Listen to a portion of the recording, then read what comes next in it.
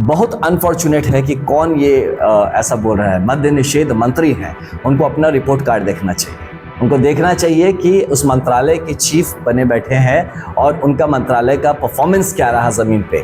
यहाँ मद्य के कारण से लोगों की जान जा रही है। एक्साइज डिपार्टमेंट है, कर क्या रहे हैं आप? उस पे नहीं बात करके लोगों को मत भ्रमित करने के लिए इस तरह की बातें उठाना है ना कि जैसा आपने कहा कि गांधी जी के विचारों का, लेकिन तो कौन कितने गांधी जी को जाना है, कितना पढ़ा है, ये लोगों के सामने है। इसका टेस्ट करने के लिए मैं यही कहूँगा कि इस तरह के कटाक्ष करने से पहले, इस तरह की बातों को करने से पहले हम लोग को अपने गिरेबान में झांक के देखना चाहिए। आप मद्य निषेध मंत्री हैं, आपकी जिम्मेदारी बनती है कि अगर अपने मद्य का प्रोहिबिशन लागू किया है तो उस प्रोहिबिशन को इम्प्लीमेंट करके दिखाइए। अटर फेलियर के रूप में आप एज अ मंत्री उभर के आ रहे हैं, आपका डिपार्टमेंट उभर के आ रहा है, आपको ऐसी बातें करना शोभा नहीं है। ये मिनिमम कर्टसी है मुझे लगता है। देखिए, जनसुराज एक ना बड़ा मतलब ऐसा एक ऑर्गेनाइजेशन है जहाँ के लोग एक दूसरे को रिस्पेक्ट करते हैं, एक दूसरे को है ना आगे बढ़ाने का प्रयास करते हैं। तो इसमें देखिए, प्रशांत जी को भी पता है कि उन्होंने ये पूरा जो जनसुराज का एक प्लेटफॉर्म खड़ा हुआ है उसके पीछे उनकी बहुत ही मेहनत रहा है। और प्लस उनका नाम आगे या पीछे होने से मतलब उनका जगह निर्धारित नहीं होता है, किसी का भी नहीं होता।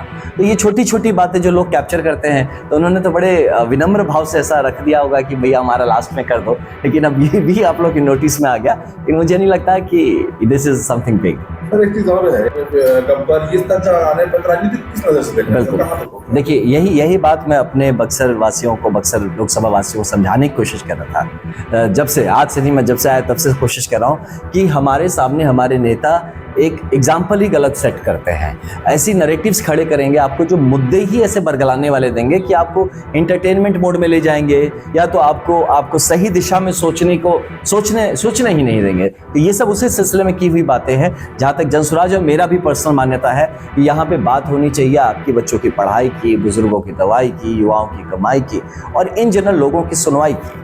तो इस तरह की बातें छोड़ के रामगढ़ की पॉलिटिकल हवा को गाइड करेगा, ताकि 2025 में पूरे बिहार को ये मौका मिल सके। रामगढ़ के जो विधायक होंगे उनके परफॉर्मेंस को देख के ये पूरे बिहार में जनसुराज का परफॉर्मेंस कैसा रहे। सर, पूरी भरपूर है और हम स्ट्रांगली इस पे कंटेंट कर रहे हैं चारों सीटों पे।